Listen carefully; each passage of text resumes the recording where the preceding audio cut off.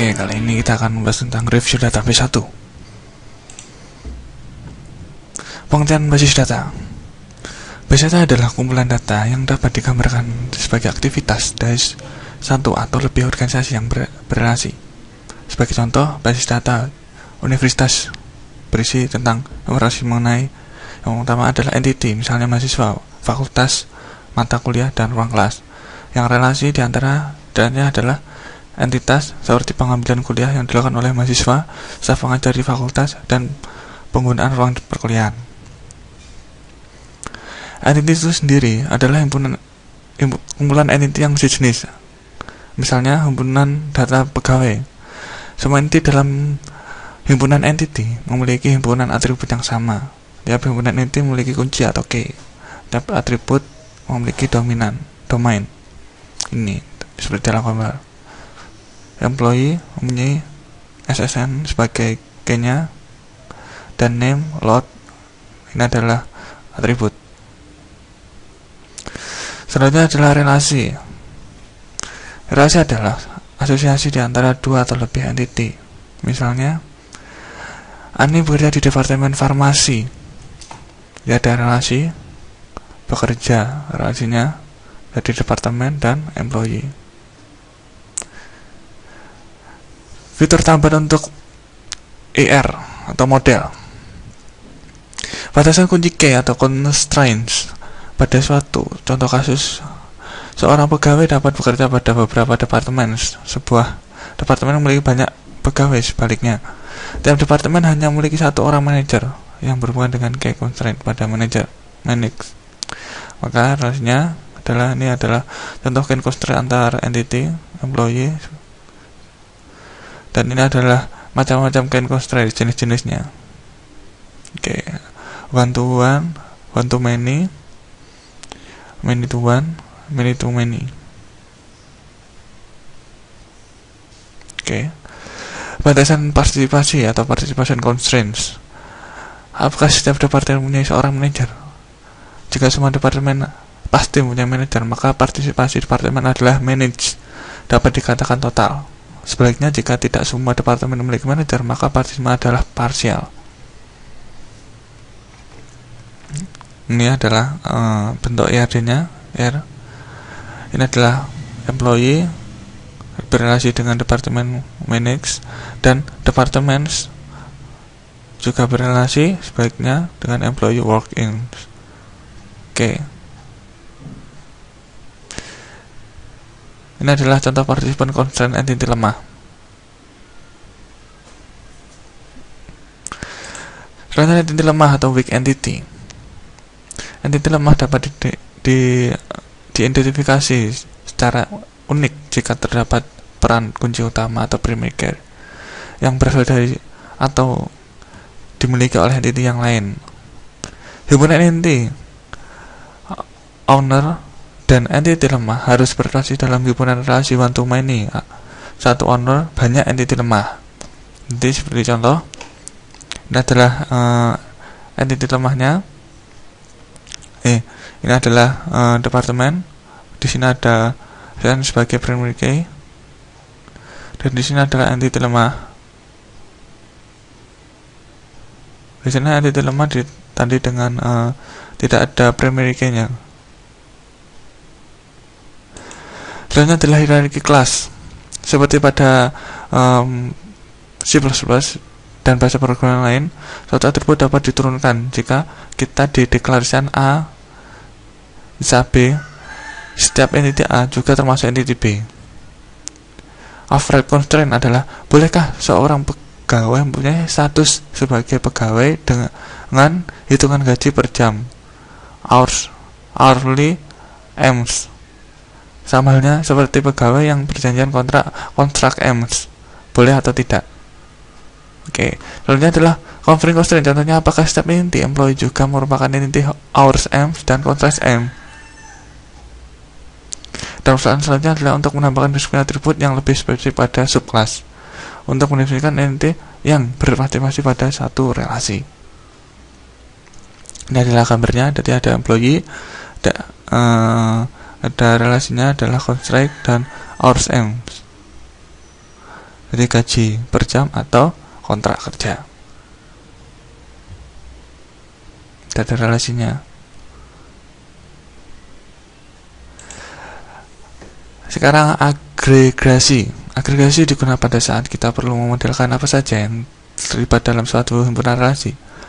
Agregasi membolehkan kita untuk melakukan suatu himpunan relasi sebagai himpunan inti untuk tujuan partisipasi dalam relasi yang lain. Gambar berikut ini adalah menunjukkan bahwa monitor adalah relasi yang distinct dengan deskripsi atribut. Juga dapat dikatakan bahwa sponsorship dimonitor oleh seseorang pegawai. Dalam gambarnya, maka ada employee memonitor semua proyek, sponsor, dan departemen. Ini ya, kotak ini adalah yang disebut adalah agregasi. Untuk model apa saja yang terlibat dalam suatu himpunan relasi. Selanjutnya model relasional. Model dasar relasional adalah himpunan relasi. Suatu relasi adalah himpunan kolom atau tuple atau semua baris bersifat distinct atau unik. Sedangkan relasi itu sendiri terdiri dari dua, yaitu instance dan skema. Instance sendiri adalah tabel dengan baris dan kolom. Baris sama dengan kardinalitas, kolom field sama dengan degree atau arity. Selanjutnya adalah skema, menentukan nama relasi plus nama dan tipe kolom. Contoh relasi misal student ini punya SID, string, name, string, login, tipe string, egg, integer, GPA adalah real, maka menghasilkan seperti ini. Model relasional. Selanjutnya adalah batasan integritas atau integrity constraints. Batasan integritas adalah suatu kondisi yang harus bernilai benar atau untuk sesuatu. Instan dalam basis data, misal batasan domain. Yang pertama adalah dispesifikasi saat skema didefinisikan, diperiksa pada saat suatu relasi dimodifikasi. Instan dari relasi disebut legal jika bisa memenuhi semua batasan integritas atau integrity constraints. Yang telah dispesifikasi batasan integritas juga digunakan untuk menghindari kesalahan dari entry data. Selanjutnya adalah batasan kunci primer atau primary constraint. Hubungan suatu field merupakan suatu key dari suatu relasi jika yang pertama adalah tidak ada dua tuple yang distinct yang mempunyai nilai yang sama untuk semua field dan key tersebut tidak memiliki subset. Kenyataan dua salah. Bagaimana dengan super key? Jika terdapat lebih dari satu key untuk suatu relasi, maka salah satu dari key tersebut akan dimiliki oleh DBA untuk menjadi primary key. Misal, SID adalah key untuk relasi student. Bagaimana dengan name? Himpunan key SID GPA adalah merupakan super key. Jadi, jika ada dua key, maka salah satu menjadi super key-nya. Biasanya yang bersifat distinct atau unik. Selanjutnya freaking key. Freaking key adalah himpunan field dalam suatu relasi yang digunakan untuk melakukan referensi ke tuple pada relasi yang lain, atau harus berkorespondensi dengan primary key pada relasi yang kedua. Berlaku seperti logical pointer. Misal, SID adalah foreign key yang direfer dari relasi student. Ini adalah contohnya adalah ini foreign key-nya direlasikan dari student, dari key-nya student. Selanjutnya adalah structured query language atau disebut SQL. Adalah bahasa database relasional yang dibuat berdasarkan suatu standar atau bentuk dasar dari SQL adalah sebagai berikut: select, distinct, selanjutnya adalah select list, from, tabel, where adalah kondisi atau qualification. Setiap query dalam SQL harus memiliki klausa select yang menentukan kolom yang akan ditampilkan pada hasil, dan klausa from yang menentukan cross produk tabel. Klausa optional where menentukan syarat-syarat seleksi pada tabel yang ditunjukkan oleh from.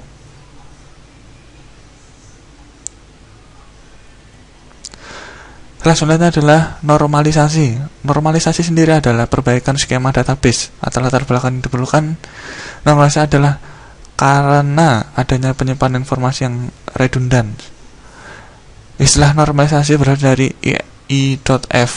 COD, salah seorang perintis teknologi basis data. Normalisasi adalah proses untuk mengubah suatu relasi tertentu ke dalam dua buah relasi atau lebih.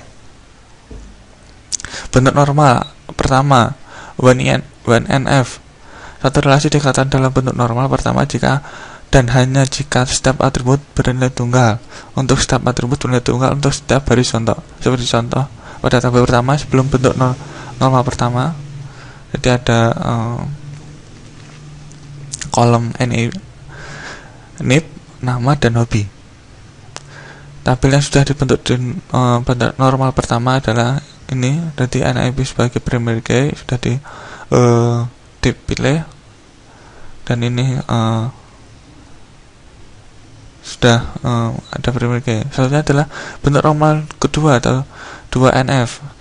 Suatu relasi dikatakan dalam bentuk normal kedua jika berada dalam normal pertama dan setiap atribut bukan kunci memiliki ketergantungan sepenuhnya terhadap kunci primer. Contoh, sebelum bentuk normal kedua sudah ada primary key, seperti ini adalah bentuk yang pertama atau 1NF. Ketika sudah di 2NF, yang sudah di bentuk normal kedua adalah ini. Jadi primary key ini sudah primary key juga. Jadi kode mata kuliah digabungkan dalam bentuk tabel baru. Dan ini sudah dalam pemisahan. Ini sudah ada kedua primary key dari tabel-tabel masing-masing. Selanjutnya adalah bentuk normal ketiga atau 3NF. Suatu relasi dikatakan dalam bentuk normal ketiga jika berada dalam normal kedua dan setiap atribut bukan kunci, tidak memiliki ketergantungan transitif terhadap kunci primer. Sudah adalah sebelum bentuk normal ketiga, ada proyek, kode proyek, nama, alamat. Ini sudah belum nomor ketiga, ketika ada proyek nama dan dipisah dalam alamat kota. Jadi kita ada kode proyek, nama dan alamat. Ketika sudah di normal ketiga, kita dipisahkan kode dan nama dan alamat kota.